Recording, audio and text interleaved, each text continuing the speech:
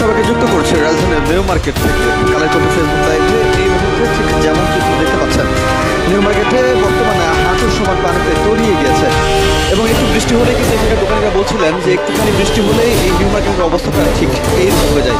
বর্তমানে যে অবস্থাটা দেখা যাচ্ছে, গভীর নিম্নচাপের কারণে গত বৃহস্পতিবার ঢাকায় সারাদিন কিন্তু বৃষ্টি হয়েছে।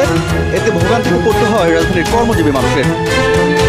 এছাড়া রাজধানীর বিভিন্ন এলাকাতে আমরা দেখতে পেয়েছি যে এই আজ শুক্রবার এবং কিন্তু গত বৃহস্পতিবারের তুমুল পরিমাণে বৃষ্টি হওয়ার কারণে এইরকম ঠিক হাট সমান কোথাও কোথাও আবার রাজধানীর মিরপুর সহ বিভিন্ন এলাকায় কিন্তু এর চাইতে কোথাও কোথাও বেশি পরিমাণ পানিও জমতে দেখা গেছে।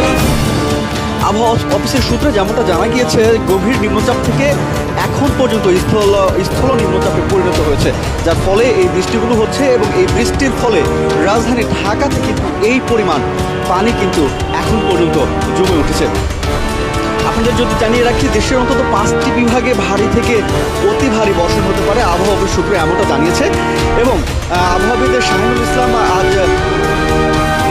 শাহিনুল যেমনটা জানিয়েছিলেন আমাদেরকে যে গভীর নিম্নচাপটি গতকাল রাতে স্থল নিম্নচাপ আকারের সাথে এর কাছাকাছি এলাকায় অবস্থান নেয় এবং এরপর থেকে একটি স্থল নিম্নচাপ আকারে রূপ নেয়। এখন নিম্নচাপের কেন্দ্র ঢাকাও এর আশেপাশে আছে। এটি ধীরে ধীরে উত্তর বা উত্তর পূর্ব দিকে এগোতে থাকবে। অর্থাৎ ঢাকার অবস্থাটা কীরকম হতে পারে তেমনটি কিন্তু কিছুটা বুঝতে পারছিলেন এই আবহাওয়াবিদের কথায়। এবং বর্তমানে ঠিক নিউ মার্কেটের যেমন অবস্থা আপনাদেরকে দেখাতে চাচ্ছি, বা বর্তমানে নিউ মার্কেটের যে অবস্থা সেই অবস্থা আপনাদেরকে দেখানোর জন্য যুক্ত করেছি কালেক্টর ফেসবুক লাইভে। আপনারা কিন্তু দেখতে পাচ্ছেন হাঁটুর সমান পানি, কোথাও কোথাও হাঁটু সমান, কোথাও কোথাও বা হাঁটুর উপরে, অর্থাৎ এক হাঁটুর উপরে পানি। এবং সবচাইতে বেশি ভোগান্তিতে যারা পড়ছেন তারা হচ্ছেন এই দোকানিরা। এই দোকানিরা আসলে কি করবেন না করবেন কিছুই বুঝতে পারছেন না। তাদের দোকানের ভিতরে পানি জমে গেছে এবং রাস্তার যে অবস্থা সেই অবস্থাটা দেখতে পাচ্ছেন। এই যে এই বড় বড় গাড়িগুলো যখন আসছে, এই গাড়িগুলো অনেক গাড়ি আমরা দেখতে পাচ্ছি যে অনেক বয়ে যাচ্ছে। দুপুরে 1টার সময় আসার জোয়ারের তীব্রতা অনেক বেড়ে গেছে। জোয়ার আসার পরপর থেকে দমকা হওয়ার কারণে জোয়ারের তীব্রতা অনেক বেড়ে গেছে। প্রচণ্ড ঢেউ উঠছে পড়ছে, 10 থেকে 15 ফুট উচ্চতার ঢেউ উঠতে পড়ছে।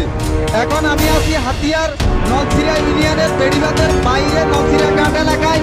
আপনারা দেখতে পাচ্ছেন আমার পিছনে প্রচণ্ড ঢেউ উঠতে পড়ছে। এখানে বেড়িবাঁধের বাইরে যেসব দোকানপাট এবং মানুষের বসবাস করা ঘরবাড়ি রয়েছে, কিছুক্ষণ আগে এখানে